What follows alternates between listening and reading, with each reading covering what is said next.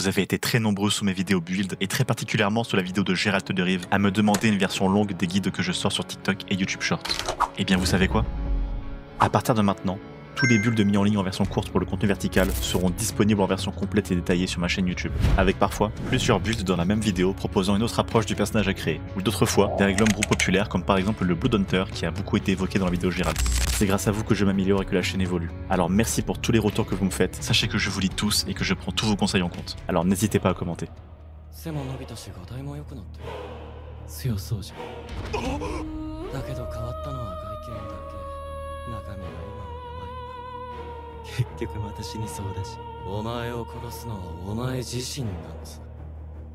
Comment faire Sun Jinwoo dans Donjons et Dragons 2024? À la fin de ce guide, vous serez le monarque des ombres, et vous ferez de l'ombre à Jinwoo lui-même. Ce build surpassera les compétences qu'il a jusqu'au tome 9, cela correspond plus ou moins à la fin de la saison 2 en anime. N'étant personnellement qu'au tome 8, je ne connais pas la puissance future du personnage, ça évitera de trop spoil en moins. D'ailleurs je le précise pour ceux qui comptent voir l'anime, la vidéo peut contenir des spoils mineurs de l'intrigue de Solo Leveling. Nom de personnage, compétences, adversaires, passage de l'anime, je risque de citer ou de montrer certaines choses liées au manhwa, mais sans trop entrer dans les détails, rassurez-vous. Je crois qu'on a tout dit. Qu'est-ce que c'est? Arise.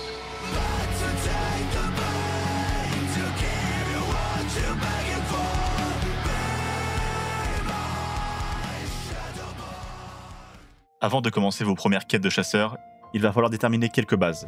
Qui êtes-vous? D'où venez-vous? Et quel est votre métier? On va commencer avec la race. Vous allez choisir l'elfe. Et plus précisément, la sous-race aux elfes. Pourquoi? Parce que Jinwoo est humain. Mais il est augmenté par le système. Et dans D&D, c'est quoi un humain mais en mieux? Exactement. Le haut elfe nous donne l'accès aux traits spéciaux suivants. Ascendance féerique, qui va vous donner l'avantage au jet de sauvegarde visant à éviter d'être charmé, ou y mettre un terme si vous l'êtes. Avoir l'avantage à un jet signifie que vous avez la possibilité de jeter 2 fois votre dé 20, et que vous pourrez conserver le meilleur résultat. Donc, ça augmente grandement vos chances de résister à un charme. Lignage elfique, qui en tant que haut elfe, vous donne le sort mineur Prestidigitation, remplaçable à chaque fin de long repos, avec un autre sort mineur de magicien. Je reviendrai plus en détail le moment venu sur les autres compétences et passifs que le lignage elfique vous donne. Sens aiguisé, qui vous donne le choix de maîtriser la compétence intuition, perception ou survie. Je vous conseille de prendre la perception. Jinwoo a toujours un coup d'avance sur ce qu'il se passe. Et même si c'est un survivant, la maîtrise de la perception collera parfaitement avec le monarque que vous allez devenir à la fin de ce guide. Avec les niveaux, vous aurez bien des occasions d'obtenir un tas de maîtrises, voire même toutes si c'est votre souhait. Transe, qui vous empêche d'être endormi par la magie, mais vous permet aussi, par une transe méditative, d'accomplir un repos long en seulement 4 heures. Ce qui réduit grandement vos chances de vous faire attaquer dans votre sommeil car vous dormez moins longtemps. Cela permet aussi de prendre de plus gros tours de garde pour permettre à vos compagnons de valider leur repos long plus rapidement. Pour rappel, un long repos n'est valide qu'après une période d'inactivité de 8 heures, dont minimum 6 heures de sommeil. Et pour finir avec les dons ratios, vous obtenez la vision dans le noir jusqu'à 18 mètres pour compléter plus facilement les donjons les plus obscurs. Ok, on a notre race. Maintenant, on va choisir un historique. Et on va prendre noble. Il n'y a pas d'historique se rapprochant des débuts de Jinwoo dans le manhwa. Survivant aurait été approprié. On va opter pour le noble, qui va être le plus intéressant pour devenir le monarque des ombres. L'historique vous permet d'augmenter au choix les caractéristiques suivantes. Force, intelligence, charisme. Nous allons mettre plus 1 en intelligence et plus 2 en charisme. Être noble vous donne l'accès au don doué, qui permet de gagner 3 maîtrises de compétences en plus, et nous allons prendre tromperie, persuasion, intimidation. Vous avez aussi la possibilité de maîtriser les outils. Libre à vous de prendre ce que vous voulez. Pour le guide, je vais prendre les accessoires de déguisement. Votre dernier bonus d'historique est lié à des équipements. Prenez plutôt les pièces d'or.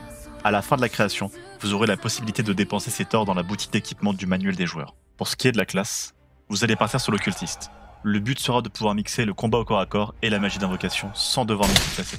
L'occultiste est la classe qui tire le mieux parti des 2 styles de combat que l'on recherche. Et ça correspond bien à Jinwoo, qui est reconnu par tout le monde comme un assassin, mais qui est en réalité un invocateur. Le côté pacte fonctionne très bien aussi, car il a en quelque sorte passé un pacte avec le système, la vie sauve, contre sa participation malgré lui à un jeu. Concertez-vous avec votre MJ concernant la nature de ce pacte. Il y a très clairement une piste à creuser pour correspondre aux interactions que Jinwoo a avec le système. Votre MJ pourrait jouer ce rôle et vous donner des missions quotidiennes pour faire référence au renforcement obligatoire que Jinwoo doit faire ou au donjon secret qu'il effectue pour sa quête de puissance. Cette partie du guide ne dépend que de vous. Chaque table et chaque maître du jeu est différent, mais je suis sûr qu'il ne sera pas contre un peu de nouveauté niveau mécanique de jeu. La caractéristique d'incantation de l'occultiste est le charisme. C'est donc sur cette caractéristique que je vous conseille de miser car c'est votre mode de charisme qui augmentera vos chances de toucher vos sorts et par la suite qui aura une influence sur vos dégâts et plein d'autres choses liées à la gratuité de certains sorts. Et si vous êtes Jinwoo,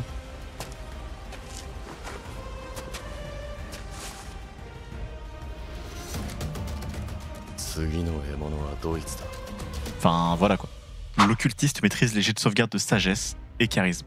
et peut choisir 2 maîtrises supplémentaires parmi Arcane, Histoire, Intimidation, Investigation, Nature, Religion et Tromperie. Nous allons compléter nos maîtrises actuelles avec Arcane, Investigation et Nature, ce qui nous donne un total de 7 maîtrises. C'est très bien pour débuter une aventure. Avant d'aller plus loin dans le guide, on va faire nos jets de caractéristiques. C'est l'étape essentielle à la création d'un personnage. C'est autour des valeurs obtenues que tous vos jets vont jouer. Pour le bien de la vidéo, je vais partir sur les règles standards des statistiques, qui nous donnent 15, 14, 13, 12, 10 et 8. Mais je vous encourage à faire par le système aléatoire, en répétant 6 fois l'action suivante. 4d6, je garde les 3 meilleurs résultats, je répète. Puis ensuite, vous placez vos résultats dans les 6 statistiques de votre personnage, dans l'ordre de priorité suivant. Le charisme, comme dit plus tôt, la dextérité, pour nous donner une bonne CA, de bons jets d'initiative et profiter du mode de dex pour nos attaques avec une arme finesse. Constitution, pour les HP et avoir le meilleur bonus possible pour les jets de sauvegarde de constitution. La sagesse, à ne pas sous-estimer pour les tests de perception qui, selon les tables, sont assez souvent demandés. L'intelligence, pas une priorité pour le combat, mais nous avons quelques maîtrises de compétences qui en demandent. Si vous pouvez mettre une valeur neutre, faites-le. Si vous avez eu de la chance au dé et que vous avez au moins un +1, c'est encore mieux. Et la force, qui ne sera clairement pas une priorité. Pas très grave si vous avez -1 ou -2. Avec cet ordre de priorité, vous serez bon en magie et invocation, mais aussi bon avec une arme en main, de quoi être très polyvalent comme Jinwoo l'est durant ses affrontements. L'occultiste maîtrise les armes courantes ainsi que les armures légères. En équipement de départ, nous allons prendre l'équipement de base, composé d'une armure de cuir, 2 dagues, un focaliseur arcanique, votre livre de savoir occulte, un pactage d'érudits et 15 pièces d'or. Il vous reste un total de 65 pièces d'or en comptant celle de votre historique. Demandez à votre MJ de vous présenter la boutique de son livre de campagne et remplissez vos poches d'objets et potions en tout genre, si le cœur vous en dit. Laissez-moi vous expliquer vos nouvelles acquisitions en décortiquant les équipements obtenus. L'armure de cuir est une armure légère offrant une CA de 11, plus votre modificateur de dextérité. Les dagues seront vos armes de corps à corps de début de partie. La propriété finesse vous permet d'utiliser votre mode de dextérité pour vous battre, et la propriété légère vous permet d'utiliser la deuxième dague pour frapper une seconde fois en utilisant votre action bonus. Le focaliseur arcanique, lui, va vous permettre de lancer des sorts sans avoir de composantes matérielles. En revanche, il ne peut pas remplacer des matériaux coûtant des PO. C'est systématiquement indiqué sur la fiche du sort, donc il faudra bien faire attention à ça. Le livre de savoir occulte va être l'équivalent RP de l'ATH que Jinwoo a dans le manoir.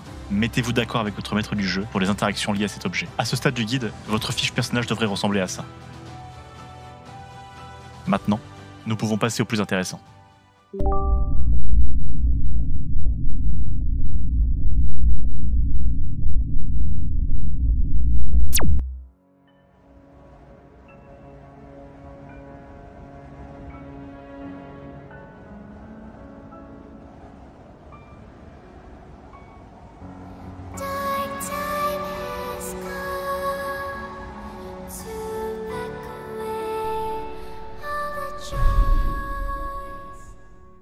Vous avez survécu in extremis à votre passé. Vous êtes à présent un joueur. Le système vous récompense avec votre première amélioration.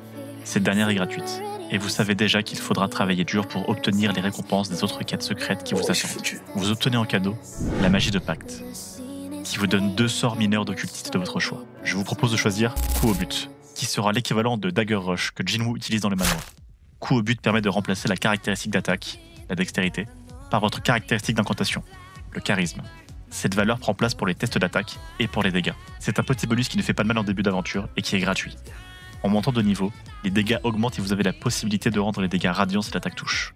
Les premières créatures rencontrées dans les aventures étant souvent des morts vivants, les dégâts radiants vous permettront de contrecarrer le passif Robustesse de la non-vie, qui rend les zombies intombables pour des aventuriers en herbe. Vous n'êtes que randé après tout. En deuxième compétence, Main de Mage sera l'équivalent parfait de la compétence Autorité du Souverain de Jinwoo. Vous pourrez manipuler des petits objets, dont votre dague. Si vous êtes créatif, il y a moyen de faire des trucs très cool avec ce petit sort mineur. C'est votre première invocation des ombres. Donnez-lui un nom. Pas de décharge occulte niveau 1. Votre corps ne le supporterait pas. Entraînez-vous, réalisez les quêtes de votre patron, le système, et bientôt peut-être, vous serez assez puissant pour manier ce sort. Rassurez-vous, nous avons encore tout le temps de devenir très puissant. Vous n'êtes qu'au début de votre aventure. Via la magie de pacte, le système vous informe qu'un passif permanent vous permet de recharger vos emplacements de sorts via du long repos, mais aussi via du repos court. C'est bon à savoir. Le système est généreux avec vous pour vos débuts en tant que joueur. Vous pouvez préparer et apprendre 2 sorts d'occultiste de niveau 1. Vous allez prendre Serviteur invisible, qui sera votre deuxième invocation. Ce sera l'un de vos plus faibles serviteurs, mais il est vaillant. Il peut être invoqué pendant 1 heure, mais coûte 1 emplacement de sort. Alors au début, invoquez-le uniquement en cas de besoin. Il pourrait vous permettre d'aider à l'escorte d'un PNJ, voler un trésor durant un combat pour le mettre en sécurité, préparer votre camp pour la nuit, faire de la reconnaissance, ou si vous êtes vraiment fou, vous pouvez par exemple lui donner des explosifs ou des potions de feu grégeois et lui dire d'aller jeter le tout sur un groupe d'ennemis ou se faire exploser avec eux en son centre. En second sort de niveau 1, vous allez apprendre Tentacule de Hadar, qui est une invocation tentaculaire infligeant 2d6 de dégâts nécrotiques dans une AO de 3 mètres. Ce sort est basé sur un jet de sauvegarde que vos ennemis doivent réaliser. La difficulté de vos ennemis à esquiver est basée sur votre degré de difficulté de sauvegarde, qui est calculé de la manière suivante. 8, plus votre bonus de maîtrise, plus votre bonus de charisme. Pour ma part, ça fait 13. Maintenant que tout ça est plus clair, on va pouvoir profiter du dernier bonus gratuit que le système nous offre, les manifestations occultes. Les manifestations occultes sont des améliorations de sorts ou des passifs augmentant ces derniers. Au niveau 1, vous n'avez accès qu'à l'une d'entre elles, mais rassurez-vous, vous en obtiendrez beaucoup plus à mesure que vous gagnerez des niveaux. En cas de regret ou si une manifestation ne vous convient pas, à chaque niveau, vous aurez l'occasion de changer vos manifestations occultes. En première manifestation occulte, je vous conseille de prendre le Pacte de la Chaîne, qui vous offre le sort Appel du Familier. Incantable au prix d'une action de magie sans dépenser d'emplacement de sort, voici la liste des créatures que l'on peut invoquer. Le diablotin ou le squelette sont de bons choix si vous n'arrivez pas à vous décider. Si votre maître du jeu vous l'autorise, et il va le faire, invoquez une ombre à la place tout en conservant la fiche du squelette ou du diablotin. C'est purement esthétique, mais un monarque des ombres sans ombre gouvernée, c'est moins stylé. Le familier pourra attaquer avec son ou ses actions de base et réattaquer en utilisant sa réaction. Et là on parle que de combat. Mais ce genre de familier, comme le serviteur invisible, permet bien des choses si on est créatif. Je vous invite à aller voir la dernière vidéo de Sicolito. Elle est entièrement consacrée au sort Appel du Familier. Il parle du sort de base, donc différent en certains points de la version Pacte de la Chaîne. Mais il donne de bonnes idées si vous ne savez pas trop quoi faire avec toutes ces invocations. Félicitations. Vous avez à présent un personnage jouable de niveau 1. Le rang le plus faible. Mais vous êtes prêts pour votre première session et vos premiers donjons. Mais cette vidéo n'est pas encore finie. Vous avez encore 19 niveaux à gravir. Et tout autant, voire encore plus de quêtes à accomplir. Je vais vous donner toutes les armes pour réussir votre ascension. Et peut-être arriverez-vous à résoudre le mystère du système qui a fait de vous un joueur. À ce stade de la vidéo, si cette dernière vous plaît, n'hésitez pas à liker et à vous abonner si ce n'est pas déjà fait. On vise les 1000 abonnés avant la fin d'année. Si vous rêvez de voir votre personnage préféré d'anime, de film ou de jeux vidéo importé dans Donjons & Dragons 2024, faites-le moi savoir dans l'espace commentaire. Cette vidéo est un guide qui vous appartient. Vous pourrez à tout moment revenir sur la vidéo pour vous rafraîchir la mémoire sur certains paliers de niveau. Tout sera chapitré, alors n'hésitez pas à l'enregistrer pour la retrouver rapidement à n'importe quel moment de votre campagne. La parenthèse est terminée. Reprenons notre leveling.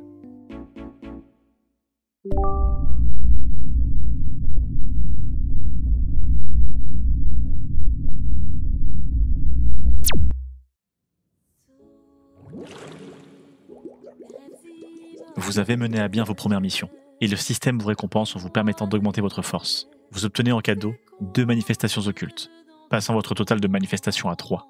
Je vous conseille de prendre la manifestation Armure d'ombre, qui permet de lancer le sort Armure du mage sur vous-même sans dépenser d'emplacement de sort, passant votre CA à 13 plus votre mode de dextérité. Vous pouvez grâce à ça être au cœur de l'action, sans trop craindre pour votre vie. Je vous conseille aussi de prendre la manifestation Vision du diable, étendant votre vision dans le noir à 36 mètres. Vous obtenez aussi la faculté de voir dans le sort Ténèbres. Vous avez aussi la possibilité d'apprendre un sort de plus de niveau 1 ou 2. Le cultiste est assez particulier. Il a beaucoup moins d'emplacements de sorts que ses compères lanceurs de sorts, mais il doit systématiquement les lancer avec l'emplacement de sort le plus élevé qu'il possède. Durant la progression, je vous indiquerai quel palier de puissance le système vous donne. Il faudra toujours garder cela en tête durant vos parties. Avec la vision du diable obtenue juste avant, vous allez partir sur le sort Ténèbres pour mettre en place votre première stratégie de combat. Ténèbres vous permet de créer une sphère magique de 4,50 m de rayon, de ténèbres absolues. Le sort peut être posé sur un objet, et la vision dans le noir ne permet pas de voir à travers. Mais vous pouvez percer les ténèbres avec votre vision du diable. Vous voyez où je veux en venir ? Posez Ténèbres sur votre dague et foncez dans la mêlée. Pendant 10 minutes, vous allez terroriser vos adversaires qui ne pourront pas vous voir venir. Et si vos ennemis fuient la zone de ténèbres, vous pouvez les suivre ou les laisser sortir. Vos invocations seront là pour les retenir de toute façon. Autre option, vous posez le sort sur un objet que votre serviteur invisible porte et vous le faites se déplacer où vous voulez, pour empêcher des archers ou des lanceurs de sorts adverses d'agir contre vous par exemple. Je pense que vous avez compris le potentiel du build et les actions de malade à faire avec ce genre de combinaison. Avec cette stratégie, il sera assez aisé de sortir des donjons de bas niveau. Vous atteindrez rapidement le rang D. Le passage au niveau 2 se conclut avec un dernier bonus que le système vous offre. Rori magique. Un court rituel de 1 minute permettant une fois par jour de recharger la moitié de vos emplacements de sorts. Toujours arrondi au supérieur si le résultat est impair.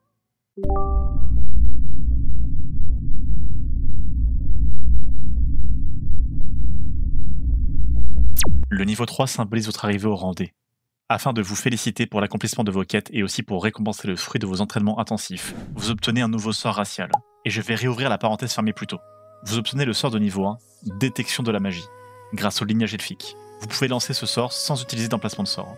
Cette aptitude est valable une fois par jour et se recharge avec un repos long. Ce sera aussi valable au niveau 5 avec le sort Foulée Brumeuse que je détaillerai le moment venu. En ce qui concerne le sort mineur obtenu au niveau 1, vous pouvez le remplacer par n'importe quel sort mineur de magicien à chaque repos long. Maintenant que la parenthèse est close, on va pouvoir s'intéresser au cœur du niveau 3, les sous-classes. Comme Jinwoo l'a fait, vous allez vous aussi pouvoir choisir votre sous-classe. Le cultiste possède 4 sous-classes. Malgré le choix, peu d'entre elles peuvent faire honneur à l'invocateur des ombres, sauf une qui a retenu mon attention lors de ma lecture du manuel des joueurs. Le protecteur archifé. Ce sera la sous-classe proposant le gameplay le plus approprié pour ressembler au style de combat rapide et chirurgical de Jinwoo. Et je vais vous détailler tous les bonus que vous obtenez dès le niveau 3 en prenant cette voie. Foulée d'effet, qui vous octroie la possibilité de lancer Foulée Brumeuse gratuitement un nombre de fois égal à votre mode de charisme. Ce bonus se recharge à chaque repos long. De plus, vous pouvez choisir un effet de modification à chaque fois que vous lancez le sort. Foulée provocatrice, quand vous vous téléportez, toute créature à 1m50 de vous doit faire un jet de sauvegarde de sagesse, sous peine de subir des avantages à tout leur jet d'attaque jusqu'au début de votre prochain tour. Foulée revigorante. Aussitôt après votre téléportation, vous ou une créature de votre choix dans un rayon de 3 mètres, recevez un des 10 points de vie temporaires. C'est une variante de la compétence Volonté de guérison qui permet à Jinwoo d'avoir une régénération accrue en combat. Vous l'aurez compris, avec ce build on respecte vraiment la vitesse surhumaine de Jinwoo. Autant de foulées brumeuses par jour, sans compter celles que vous pouvez lancer contre du mana, vous permet d'être intouchable et donne l'illusion d'une vitesse divine. Je vous laisse imaginer l'efficacité en combat si vous mixez ça avec Ténèbres, des serviteurs et des familiers. Vous aurez le contrôle total du champ de bataille. Vous obtenez aussi un tas de sorts de l'archifée qui seront tous considérés comme préparés. Ça ne vous coûtera que des emplacements de sorts bien évidemment. Au niveau 3, vous gagnez apaisement des émotions, force fantasmagorique, foulée brumeuse, lueur féerique et sommeil. Peu de sorts en rapport avec les facultés de Jinwoo, mais c'est du bonus, et je suis sûr que vous trouverez l'utilité à tout ça. Pour finir avec le niveau 3, vous apprenez un sort de cultiste de niveau 1 ou 2, et vous allez prendre invisibilité. Le sort dure 1 heure et ne prend fin que si vous attaquez. Lancer le sort au-delà du niveau 2 permet de rendre une personne invisible de plus avec vous. Au niveau 9, vous pouvez donc rendre un groupe complet invisible.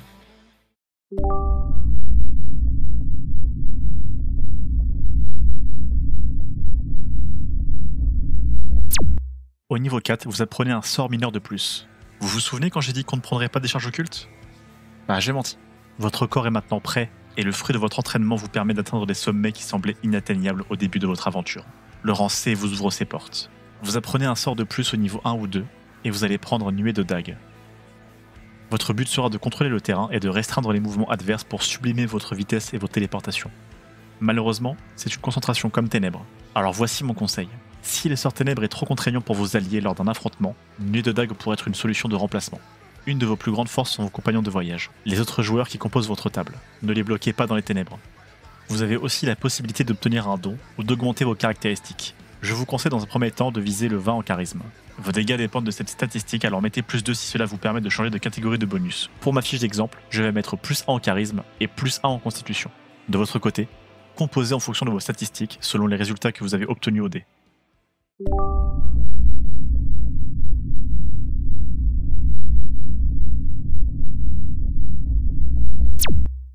Vous commencez à attirer l'attention. Les gens vous reconnaissent dans la rue des petits villages que vous arpentez.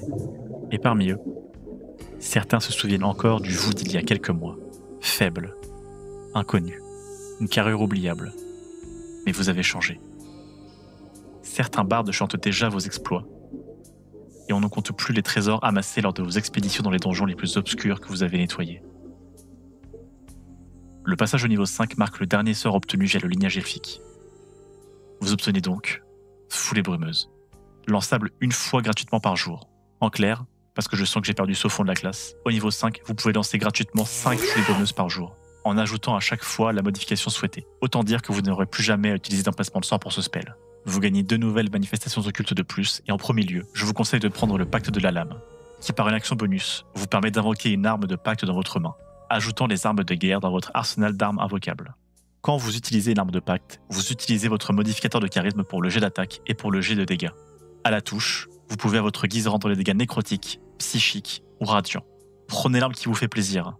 Mais n'oubliez pas que si vous souhaitez toujours attaquer avec 2 armes, il vous faudra la propriété légère.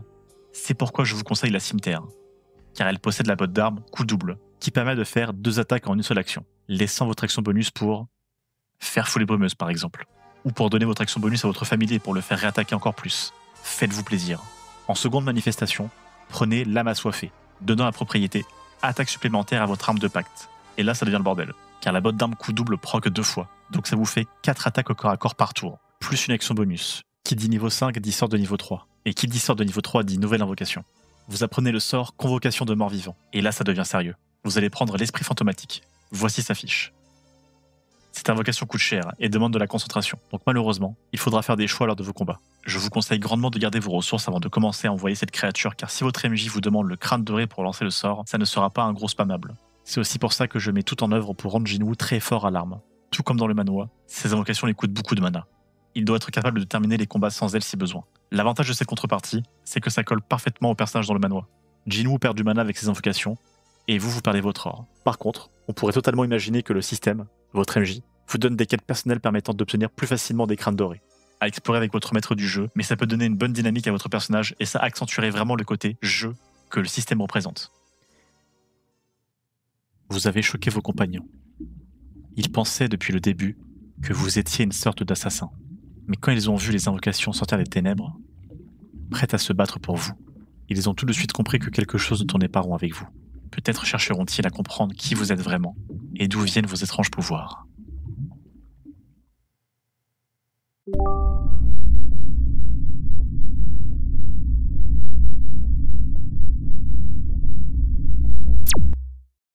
Votre arrivée au niveau 6 est grandement récompensée par le système. Tout d'abord, vous obtenez le sort clignotement, qui permet pendant 1 minute, si vous faites 11 ou plus avec un des 20, de disparaître dans le plan éthéré. Le plan éthéré est un plan d'existence, qui vous rend invisible et intangible par des personnes présentes dans le plan matériel. Contrairement à eux, vous avez la possibilité de voir par des nuances de gris ce qui se passe dans le plan que vous avez quitté. Au début de votre prochain tour, vous pouvez retourner dans un espace inoccupé du plan matériel. Vous obtenez aussi croissance végétale, qui vous donne la faculté de faire pousser des plantes. Je rigole, mais en vrai c'est pas si mal. Un ennemi devant traverser votre jardin doit consommer 4 mètres de déplacement pour ne parcourir qu'un mètre. Une créature ayant une vitesse de 9 mètres ne peut donc parcourir que 2 mètres par tour. Ça pourrait vous servir, mais le build ne tourne clairement pas autour de ça, vous l'aurez compris. Le plus intéressant sera dans ce qui va suivre. Échappatoire brumeuse, qui vous permet de lancer foulée brumeuse en jouant votre réaction après avoir subi des dégâts, ce qui vous laisse votre action bonus pour autre chose. En plus de ça, vous obtenez 2 options de foulée supplémentaires. Foulée de disparition, qui vous donne l'état invisible jusqu'au début de votre prochain tour, ou jusqu'à que vous attaquiez à l'arrivée de votre foulée brumeuse. Foulée effroyable, qui inflige 2d10 de dégâts psychiques aux créatures devant lesquelles vous disparaissez, ou celles devant lesquelles vous apparaissez, à votre guise.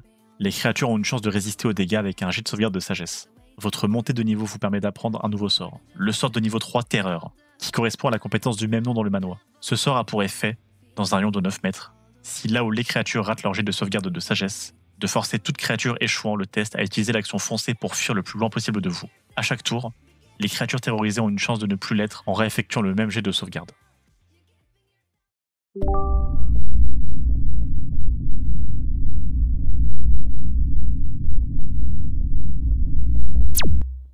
Vous avez accompli votre quête secrète. Votre passage au niveau 7 est marqué par l'obtention d'une nouvelle ombre majeure. Grâce à elle, votre force est très nettement comparable à un chasseur de rang B. La marche n'est plus très haute. Le système vous gratifie d'une nouvelle manifestation occulte, et vous allez prendre Engagement du Maître des Chaînes, qui va booster le familier de votre sort Appel du Familier, obtenu lors de vos premiers niveaux. Votre familier voit sa vitesse augmenter à 12 mètres. Vous pouvez à présent sacrifier votre action bonus pour lui demander de réattaquer une fois de plus. Cette ombre n'est plus comme les autres. Elle a maintenant la possibilité de rendre ses dégâts nécrotiques ou radiants. Elle a aussi la possibilité de se rendre résistante aux dégâts qu'elle a subis en échange de votre réaction. Pour ceux qui ne connaissent pas, une résistance permet de diviser les dégâts subis par 2.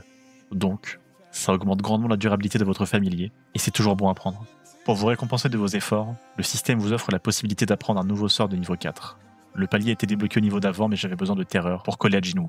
Vous allez apprendre le sort Convocation d'aberration.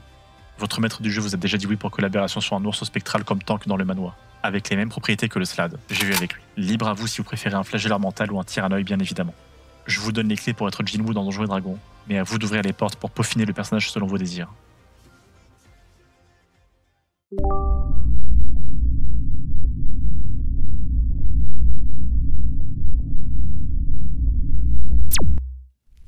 Les dirigeants de village vous connaissent tous, et ils veulent systématiquement passer par vous pour régler les problèmes alentour de leur bourg. Mais le coût de vos services n'est plus aussi bas qu'avant.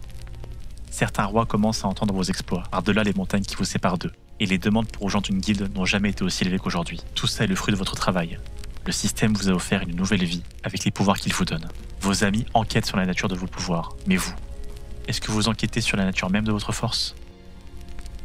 L'obtention du niveau 8 vous donne à nouveau une amélioration de caractéristiques ou un don. À ce moment-là, 2 options. Vous n'avez pas encore 20 en charisme et dans ce cas, prenez des bonus de stats, comme moi avec la fiche de test, ou vous avez déjà 20 et dans ce cas, prenez le don doué pour apprendre 3 maîtrises de compétences en plus dans les compétences de votre choix. L'achat d'un artefact dans la boutique du système vous permet à présent d'invoquer des tentacules spectrales sortant directement du sort ténèbres. Voracité de Hadar, qui est un sort de zone très puissant permettant de contrôler le terrain. C'est comme le sort ténèbres, mais cette fois, il y a une marée de tentacules spectrales qui tentent de vous manger l'intérieur. Niveau dégâts, on parle de 2d6 dégâts de froid en entrant dans la zone, et un jet de sauvegarde de dextérité si on finit le tour dedans, sous peine de subir à nouveau 2d6 de dégâts, cette fois-ci d'acide. Les dégâts augmentent de 2d6 par effet pour tout emplacement dépensé supérieur au niveau 3.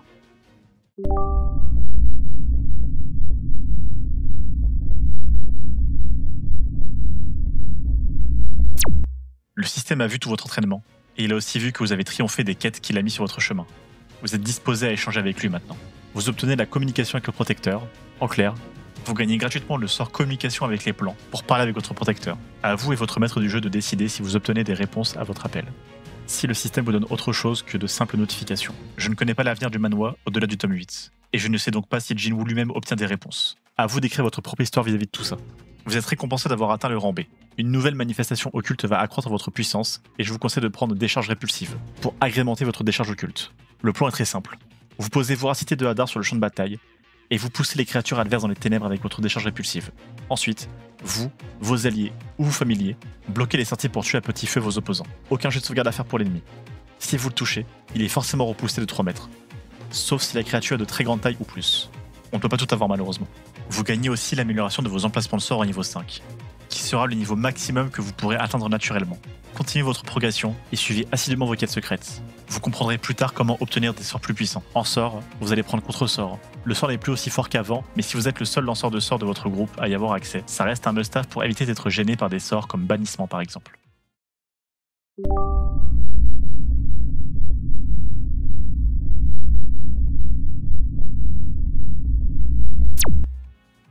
Félicitations, vous êtes rang B.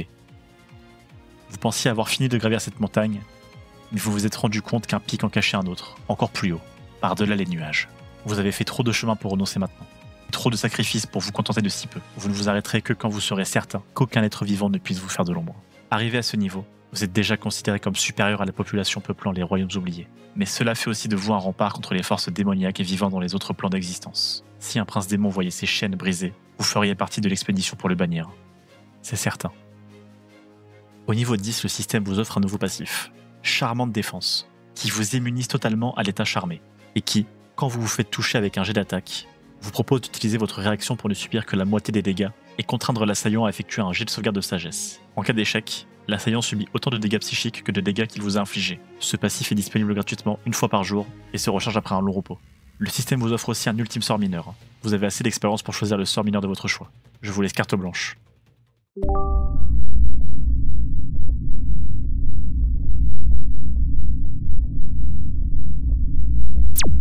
Le système veut voir jusqu'où ira votre puissance. Il vous propose donc une toute nouvelle mécanique pour casser la routine de vos quêtes quotidiennes. Cette nouvelle mécanique va vous permettre d'obtenir des sorts au-delà du niveau 5. L'Arcanum mystique. C'est très simple. Le système vous octroie un secret magique appelé Arcanum.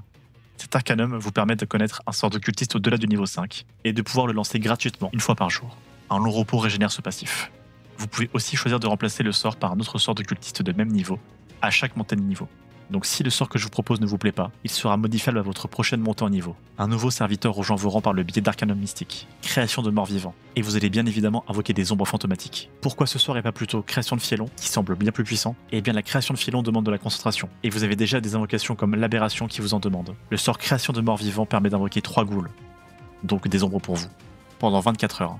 Si on combine main de mage, serviteur invisible, familier du pacte de la chaîne, convocation de morts vivants ou d'aberration, ainsi que ces 3 nouveaux serviteurs, ça nous fait un total de 7 invocations.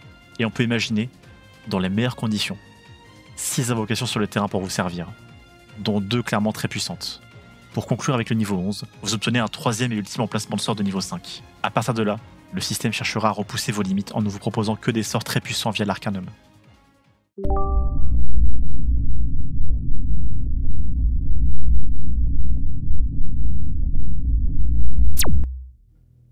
Vous êtes maintenant considéré comme un rang A.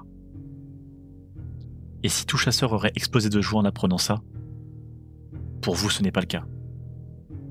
En entendant ce rang, vous ne vous dites qu'une chose. Vous êtes à une lettre de l'excellence. Ce pourquoi vous avez accepté cette première quête, qui vous a sauvé la vie. La bravoure du faible. Le système a encore des projets pour vous. Et vous obtenez une nouvelle manifestation occulte en récompense de vos efforts. Vous allez prendre l'âme dévorante qui vous permet maintenant de faire une attaque supplémentaire de plus à chaque tour. Donc un total de 3 attaques supplémentaires, plus coup double qui fonctionne à chaque attaque supplémentaire, permettant donc un total de 6 coups à l'arme. 3 à l'arme de pacte, et 3 avec votre dague ou toute autre arme légère que vous aurez acheté ou trouvé lors de vos aventures. Vous avez aussi le droit à une amélioration de caractéristiques ou à un don, même histoire que précédemment. Cette fois, prenez l'amélioration de compétences si vous n'êtes toujours pas à 20. Vous pouvez aussi mettre des points ailleurs si vous en ressentez le besoin. Si un seul malheureux point vous sépare du Saint Graal que représente une statistique à 20, prenez le don Affinité Ombreuse, qui va vous offrir le point manquant, ainsi que la possibilité de lancer Invisibilité et un sort de nécromancie ou d'illusion de niveau 1 de votre choix, gratuitement, une fois par jour, toujours rechargeable avec un long repos. En sort, prenez Châtiment de Kourou, qui booste légèrement les dégâts, mais qui permet surtout d'effrayer si la cible échoue un jet de sauvegarde de sagesse. Invisibilité comme Châtiment de Kourou peuvent être lancés contre des emplacements de sorts une fois l'utilisation gratuite passée. C'est pour cette option que je vais opter, et je vais mettre un point d'intelligence pour prendre un potier 1. Troisième solution, prenez le don doué qui est répétable si vous l'avez déjà pris plus haut. Et prenez 3 maîtrises de compétences supplémentaires.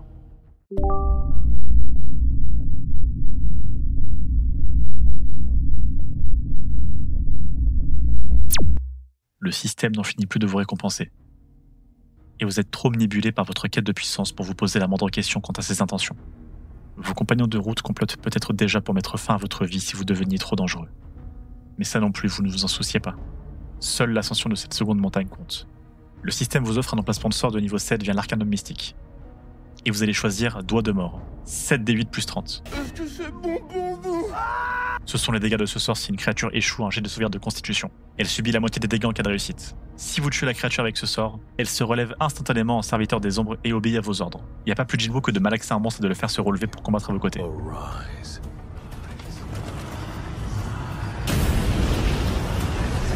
La complétion de vos divers quêtes continue de vous offrir de nouveaux emplacements de sorts. Faites-vous plaisir, choisissez un sort entre les niveaux 1 et 5. À ce stade, c'est vraiment que du bonus.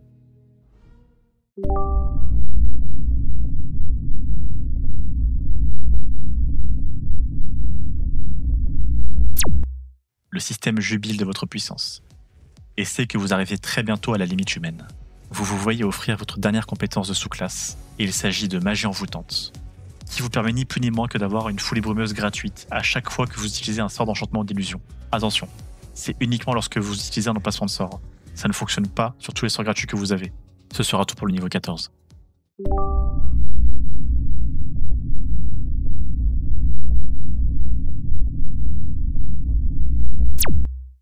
Le sommet de la seconde montagne est en vue.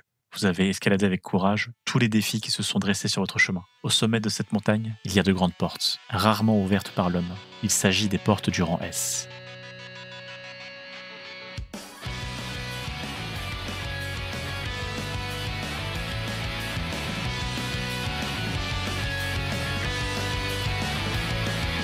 Le système vous récompense pour avoir atteint le rang S. Il vous offre votre 9e manifestation occulte. Vous allez opter pour Vision de la sorcière, pour gagner la vision lucide sur 9 mètres. La vision lucide est une vision qui permet de voir à travers les illusions, les déguisements et les métamorphes. Tout ce qui permet à un individu de se dissimuler en temps normal est inefficace contre vous. Vous voyez tout. Vous obtenez aussi un sort de niveau 8 grâce à l'Arcanum Mystique. Et on va prendre Aliénation. C'est le genre de sort à garder contre les plus grands lanceurs de sorts de votre campagne. Si la créature échoue un jet de sauvegarde d'intelligence, elle subit 10d12 de dégâts psychiques et devient incapable de lancer des sorts ou d'utiliser des actions magiques. Pendant 30 jours. La créature peut faire un jet de sauvegarde tous les 30 jours pour se délivrer de ce tourment. Le sort Restauration Suprême, Soin ou Souhait peut guérir la créature touchée.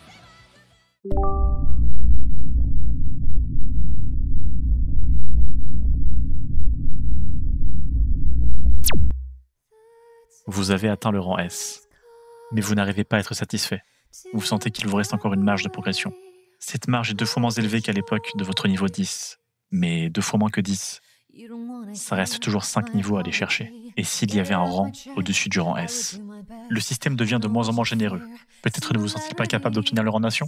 Au niveau 16, on répète le pattern vu pour chaque palier où l'amélioration de compétences est nécessaire. Cette fois, je vais personnellement prendre doué, en choisissant les compétences acrobatie, représentation et discrétion.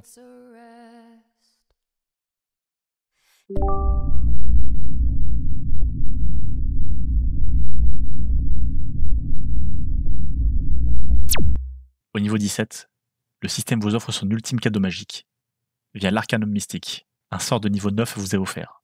Et en tant que monarque, il n'y a nul autre sort que Métamorphe Suprême à apprendre. Vous pouvez tout simplement changer n'importe quelle créature en créature de même puissance de votre choix. Cette dernière a le droit à un jet de sauvegarde de sagesse pour y résister. La créature deviendra une créature amicale que vous pourrez contrôler. Et là, la fiche de monstre correspondant à la créature dans laquelle vous l'avez transformée, mais garde ses traits de caractère d'avant.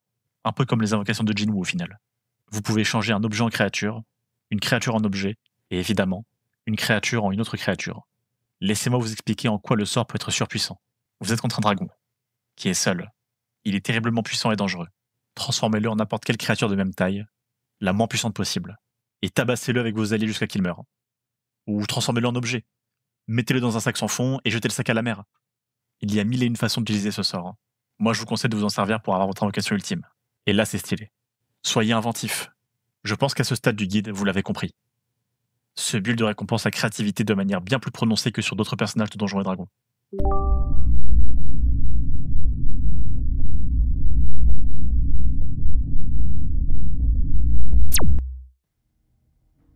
Le système vous envoie votre 10e et dernière manifestation occulte.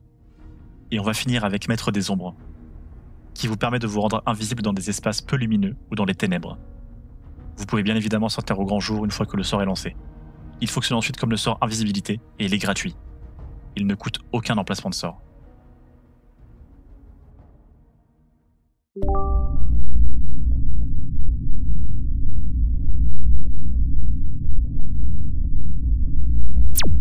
Au niveau 19, le système vous récompense d'un nouveau cadeau, une faveur épique.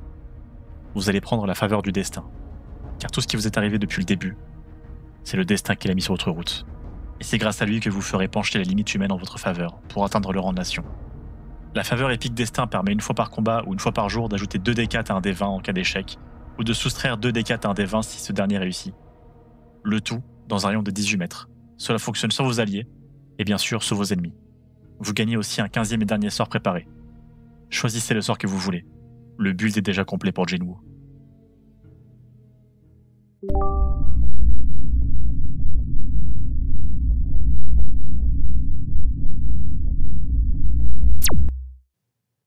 Et enfin le niveau 20. Tout d'abord, merci d'avoir suivi la vidéo jusqu'ici. J'espère que jusqu'à présent, le guide vous plaît, et que j'ai réussi à donner vie à Jinwoo dans Donjons et Dragons. Si vous suivez le guide chapitre par chapitre à mesure que vous avancez dans votre campagne, et que vous jouez un rythme standard de rôliste, une fois par mois, ça doit faire 2 ou 3 ans que vous suivez mon guide, et je vous en remercie grandement. J'espère que vous n'êtes pas déçus du voyage. Pour ceux qui ont tout regardé d'une traite, j'espère avoir été à la hauteur de vos attentes. Donnez-moi vos retours en commentaire. Au niveau 20, vous obtenez la compétence Maître Occulte, qui vous permet à partir de maintenant de récupérer tous vos emplacements de sort grâce à la rouerie magique. Vous avez réussi, vous y êtes. Vous êtes devenu un rang nation, l'un des êtres les plus puissants de la Côte des Épées. Avec vous, vos ombres, vos fidèles serviteurs qui ont tous réussi à trouver leur place et une utilité dans votre armée. À ce stade, vous avez dû vivre des aventures, et certains de vos sbires ont dû vous sauver un grand nombre de fois et ont réussi à prouver leur valeur pour devenir vos généraux, vos ombres les plus précieuses. Mais sans vous, ils ne sont rien. Si vous veniez à périr, ils n'existeraient plus. Alors c'est aussi pour ça que vous êtes devenu un maître de la lame occulte, cette âme qui ne s'est jamais émoussée. Félicitations, rôliste. Vous êtes devenu Sun... Non. Vous n'êtes pas Sun Jinwoo. Vous êtes plus que ça. Vous avez vous-même gravi les niveaux et les donjons. Vous vous en êtes sorti grâce à votre intelligence de jeu. À moins que... Tout bien réfléchi, non. Ce serait injuste de vous attribuer le mérite. Vous avez atteint le rang ultime, mais vous n'étiez pas seul. Je ne parle pas de vos ombres et vos serviteurs, qui ont évidemment toujours été là. Mais je parle d'autre chose. Je parle du nain barbare qui vous a plusieurs fois sauvé la mise quand vous vous êtes fait surprendre par une horde de vampires, de la barde demi-elfe qui a soigné vos blessures et qui vous a inspiré lors de l'accomplissement de vos quêtes, du clerc qui vous a béni pour vous empêcher de sombrer dans les ténèbres. Ce sont les amis avec qui vous avez fait tout ce chemin qui ont fait de vous qui vous êtes aujourd'hui. Durant toutes ces années autour de votre table, vous n'étiez pas seul à gravir les échelons. Et le jour où votre maître de jeu refermera le livre de votre campagne pour y mettre fin, ce jour-là, vous aurez tous atteint leur nation. Ensemble.